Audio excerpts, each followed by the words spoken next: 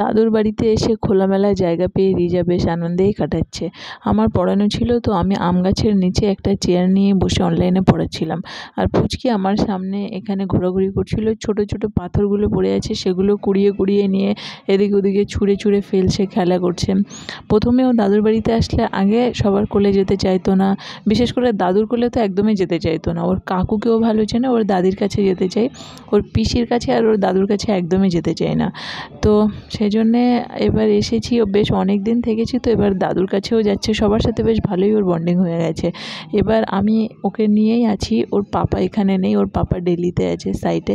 আমি একাই থেকে গেছি, এবার আমি 1 মাস থেকেছি এখানে প্রায়। তো সেই পুচকি দেখো কেমন ঘুরে ঘুরে বেড়াচ্ছে বাড়ির মধ্যে একা একা।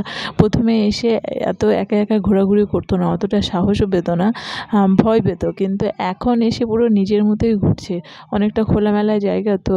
কলকাতাতে একটা ঘরের মধ্যে ওর ভালো লাগে না, আর সেখানে বেশি লোকজনও নেই। আমি একা সারাদিন, ওর পাপা অফিসে চলে যাই, তো আমার কাছে যে কটা বাচ্চা আসে পড়তে শুধু তারাই থাকে আর আমার মা থাকে, কিন্তু তারপরে ওর ঘরের মধ্যে ভালো লাগে না। তো দুপুরবেলা লাঞ্চ করা হয়ে গেছে, আমি এখন পড়াচ্ছিলাম। আর আমার দেওর যে আছে, ওরও অফিসের কাজ আছে, ওয়ার্ক ফ্রম হোম, তো ও বাড়ি থেকে কাজ করছে। তো আমি আরও ঠিক করলাম যে বিকালবেলা আমরা একটু বেরাবো। প্রত্যেক দিন অ্যাকচুয়ালি আমি আরও কোথাও না কোথাও টুকিটাকি আশপাশে একটু বেরাতাম। তো আজকে ঠিক করলাম যে আমরা বেরোবো, একটা আইসক্রিম খাবো। আগের দিনে গিয়ে একটা রাবড়ি মালাই টাইপের একটা আইসক্রিম খেয়েছিলাম, কুলপি, যেটা খুব ভালো লেগেছিলো। দুজন দুরকম ফ্লেভার নিয়েছিলাম। তো আমি যে ফ্লেভারটা খেয়েছিলাম সেটাও একটু টেস্ট করে দেখেছিল, দারুণ ওর পছন্দ হয়েছিল।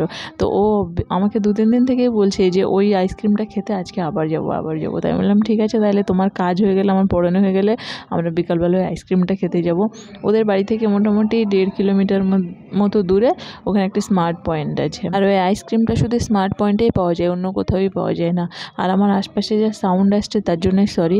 আমি প্রায় 1 মাস পরে ভিডিওটাকে এডিট করছি, আমার হাজব্যান্ড বসে টিভি দেখছে আর বাইরে কুকুর টুকুর ডাকছে।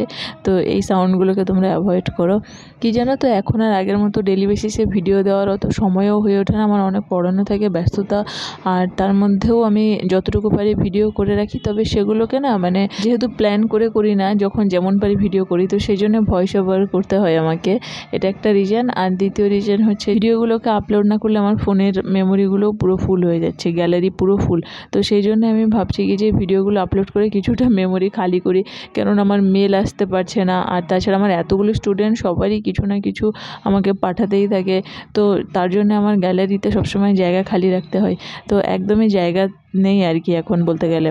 তো যাই হোক, আমরা বিকালবেলা আইসক্রিমের দোকানটাতে চলে এসেছি, মানে স্মার্ট পয়েন্টে। এসে সেই আইসক্রিমটা খোঁজার এত চেষ্টা করছি, কিন্তু পাচ্ছি না। যে কটা পাচ্ছি সব ট্যারা ব্যাকা, একটা সোজা সাপটা পাচ্ছি না। তো ওদের একজন ওয়ার্কার এসে আমাদের হেল্প করছে আইসক্রিমটাকে খুঁজে দেওয়ার জন্যে।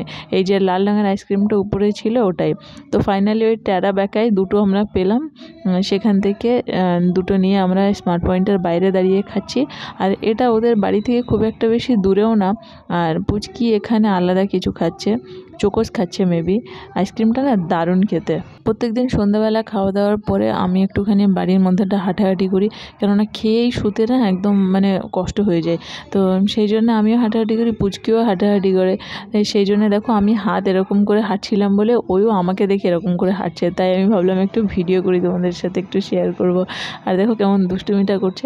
তো যাই হোক, চলো ভিডিওটাকে আমি আর বেশি কন্টিনিউ করিনি, এতটুকুই তোমাদের সাথে শেয়ার করলাম। এরকম ছোট ছোট ভিডিওই আমি তোমাদের সাথে শেয়ার করতে থাকবো। সো আজকে সবাইকে টাটা, গুড নাইট, সবাই খুব ভালো থাকো। পরে আর একটা ভিডিওতে দেখা হচ্ছে।